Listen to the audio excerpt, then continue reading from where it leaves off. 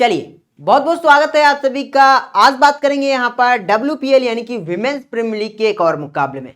आज का जो मुकाबला होने वाला भाई साहब, एक तरफ हम लोगों को नजर आएगी RCB और दूसरी तरफ होने वाली है GG यानी कि गुजरात जायंट्स की टीम। इन दोनों टीमों के बीच भैया आज का मुकाबला खेला जाएगा।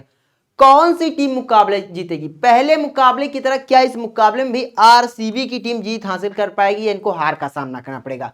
दोनों टीमें किस लाइनअप के साथ खेलने वाली, पिच रिपोर्ट क्या होने वाली, कितना स्कोर बन सकता है, सब कुछ आपको बताएंगे। और अगर सब कुछ आप जानना चाहते हो किसको करना है हेड टू हेड में कप्तान, किसको करना है GL में कप्तान, तो 10 से 12 मिनट का वीडियो होगा। अगर आप पूरा देख लेते तो उसके बाद जो आपकी टीम बनेगी ना भाई साहब, किसी को भी हरा सकते हो। तो उम्मीद करते हैं 10 से 12 मिनट का जो वीडियो होगा पूरा देख लोगे। और इसके साथ ही अगर आपको वीडियो पसंद आए तो वीडियो को लाइक करने के साथ साथ चैनल को सब्सक्राइब करना। इस मुकाबले से लेकर के अगर आपके कोई सवाल हो तो कमेंट जरूर कर देना। आइए बात करते हैं इस मुकाबले के बारे में। ये RCB और गुजरात जायंट्स के बीच मुकाबला खेला जाएगा। WPL का ये 5वां मुकाबला होने वाला है भाई साहब। इसके साथ ही ये मुकाबला 27 फरवरी को इंडियन टाइम के अकॉर्डिंग एक बार फिर से शाम को 7:30 बजे से हम लोगों को इस मुकाबले की शुरुआत होती हुई नजर आएगी। मुकाबला कहां खेला जाएगा? M चिन्नास्वामी स्टेडियम बेंगलुरु में ये मुकाबला खेला जाने वाला। तो आखिरकार सवाल ये भी है कि बेंगलुरु का वेदर किस तरीके से होगा, बेंगलुरु की पिच किस तरीके से होगी, सब कुछ अब आपको बताएंगे। लेकिन उससे पहले प्लीज एक बार वीडियो को लाइक करना, चैनल को सब्सक्राइब कर लेना।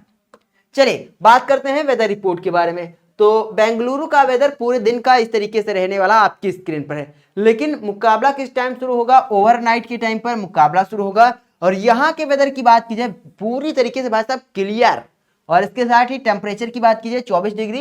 लेकिन हवाएं जो 23 किलोमीटर प्रति घंटा की रफ्तार से चल रही, ये पेसर्स के लिए भाई साहब फायदेमंद, बल्लेबाजों के लिए थोड़ा दिक्कत ला सकते हैं। अभी आपको पिच रिपोर्ट दिखाएंगे तब आप बिल्कुल समझ जाओगे। ह्यूमिडिटी भी यहाँ पर ग्राउंड पर 52% नजर आएगी।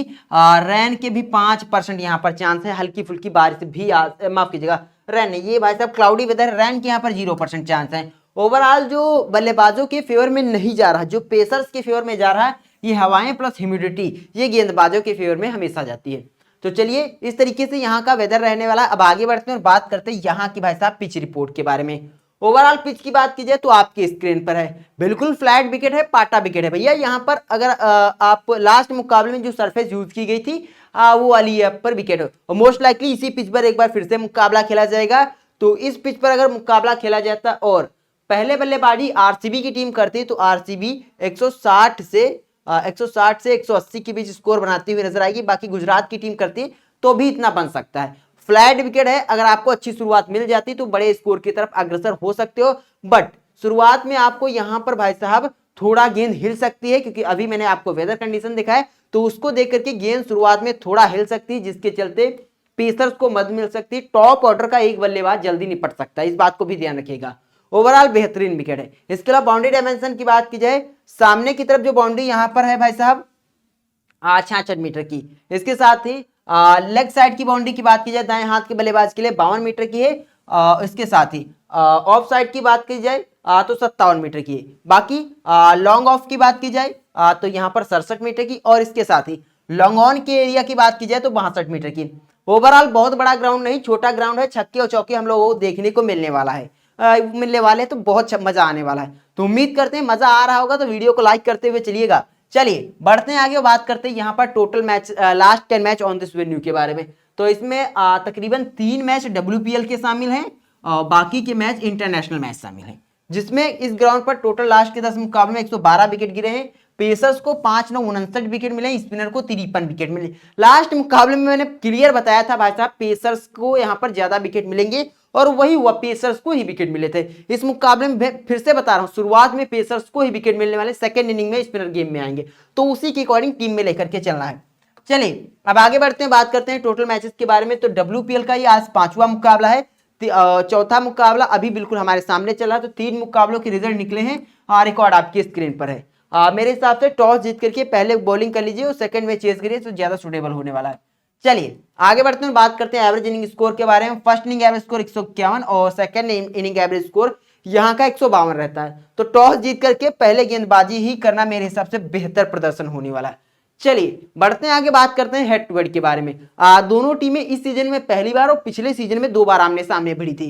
2 बार जब भिड़ी थी तो 2 बार जो मुकाबले खेले गए थे, एक बार आरसीबी ने जीता था, दूसरी बार गुजरात ने भी जीत लिया था। दोनों टीमें एक एक मुकाबला शेयर करती हुई आई थी। बात करें रिसेंट फॉर्म के बारे में तो लास्ट 5 में से भाई साहब ये अपने 3 जीत करके आ रही, इस सीजन का पहला मुकाबला जीत चुकी हैं। और इसके साथ ही बात करें गुजरात के बारे में तो गुजरात लास्ट 5 में से 1 और इस सीजन ये पहला मुकाबला हार करके आ रही। भाई साहब ये जो जीती थी बड़े कम मार्जिन से जीती थी, बट जीत करके आई, जीत होती है।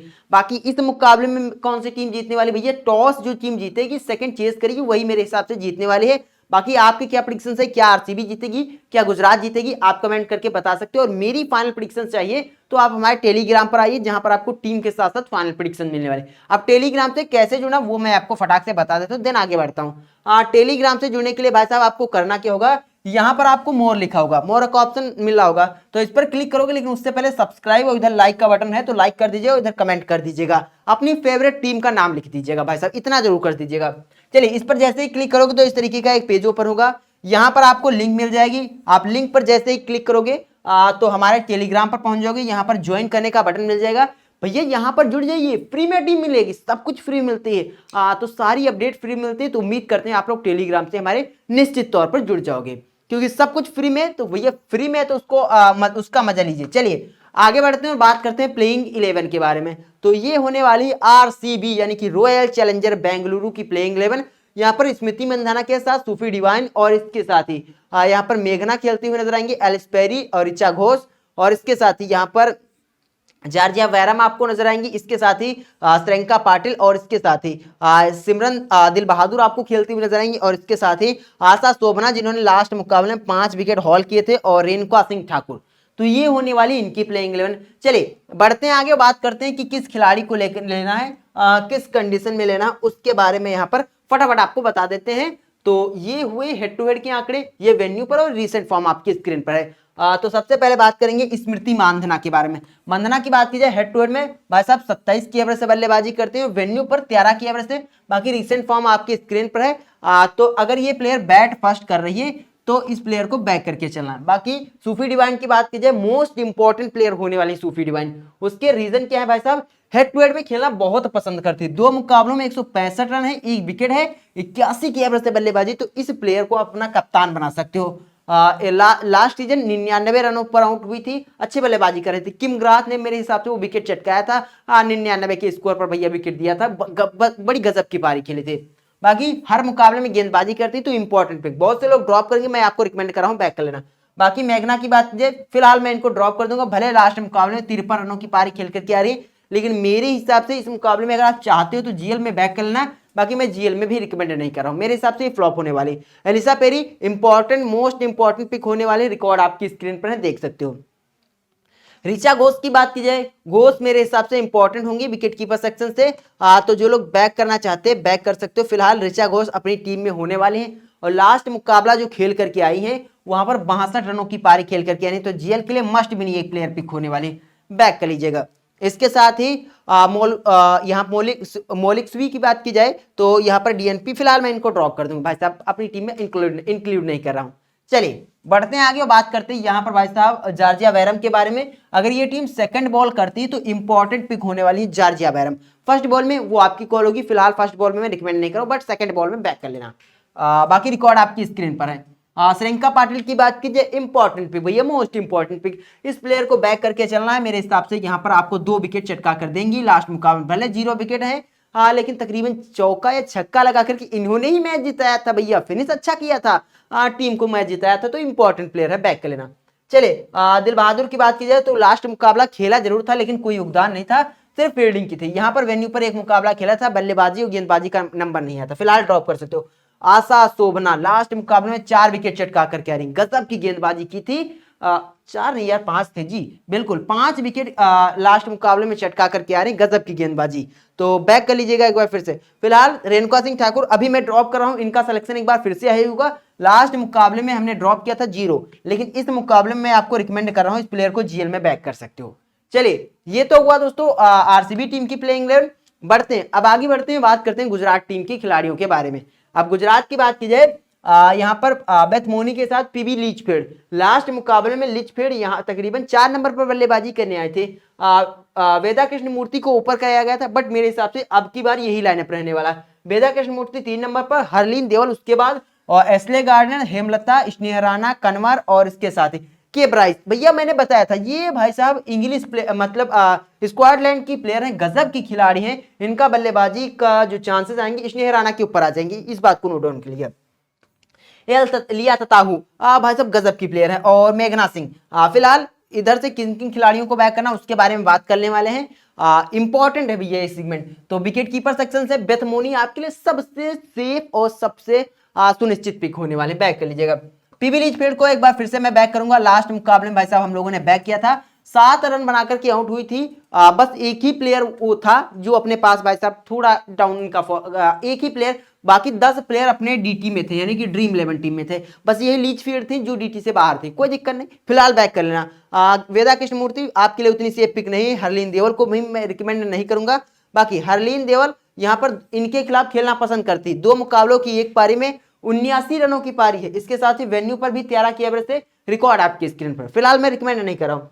एस्ले गार्डन इंपॉर्टेंट पिक होने वाले, आप इस प्लेयर को कप्तान बना सकते हो। दयालता यहाँ पर हेमलता की बात की जाए, दयालता हेमलता की बात की जाए तो फिलहाल मैं इनको रिकमेंड नहीं कर रहा हूँ। आप अगर लेना चाहते हो तो आपकी कॉल होगी, लेकिन मेरे हिसाब से अंडर 20 आउट होने वाली जो मेरी प्रिडिक्शन है।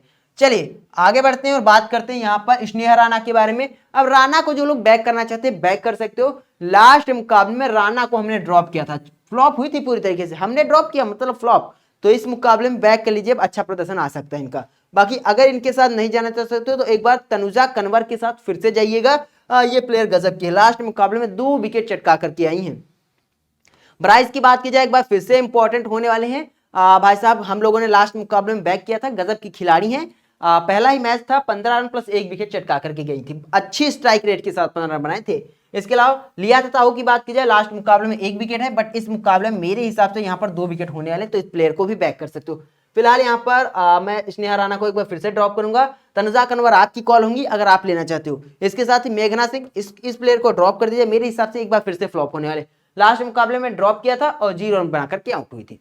फिलहाल इधर से मैं यहाँ पर ब्राइस और लिया तताहू और इसके अलावा तनुजा कनवर, इन 3 को रिकमेंड कर रहा हूँ। चलिए आगे बढ़ते हैं और बात करते हैं इन आंकड़ों को देख करके जो टीम बनाई उस टीम के बारे में। उस टीम की बात करेंगे, लेकिन उससे पहले आप लोग वीडियो को एक बार लाइक कर देना। और हाँ, अब इस टीम की बात करें, ये फाइनल टीम नहीं है अपनी। इस टीम में विकेट कीपर सेक्शन से बेथमोनी और ऋचा घोष हमारे पास होने वाली है। इसके साथ ही बैटिंग सेक्शन की बात की जाए, स्मृति मानधना और इसके अलावा पीबी लिचफील्ड होने वाली है। इसके साथ ही ऑलराउंडर सेक्शंस की बात की जाए तो इधर से एलिस पेरी, सूफी डिवाइन, एश्ले गार्डन, के ब्राइस अपने पास होने वाली है। इसके साथ ही बॉलर सेक्शंस की बात की जाए तो इधर से जॉर्जिया बैरम, लिया तताहू और इसके साथ ही श्रेयंका पाटिल अपने पास होने वाली है। इसमें कप्तान की बात की जाए तो मैंने कप्तान यहाँ पर एलिस पेरी को किया अगर आरसीबी सेकंड बैट करते हैं। इसके अलावा वाइस कप्तान सिर्फ सूफी डिवाइस को किया, बहुत इंपॉर्टेंट पिक होने वाले। फिलहाल अभी मेरी यही टीम है, ये फाइनल टीम नहीं। फाइनल टीम अगर आपको चाहिए तो टॉस के बाद टेलीग्राम पर मिलेगी, लिंक डिस्क्रिप्शन में। उम्मीद करते हैं वीडियो में दी गई हुई जानकारी आपको पसंद आई होगी। आप पसंद आए तो वीडियो को लाइक कर दें और चैनल को सब्सक्राइब कर दें।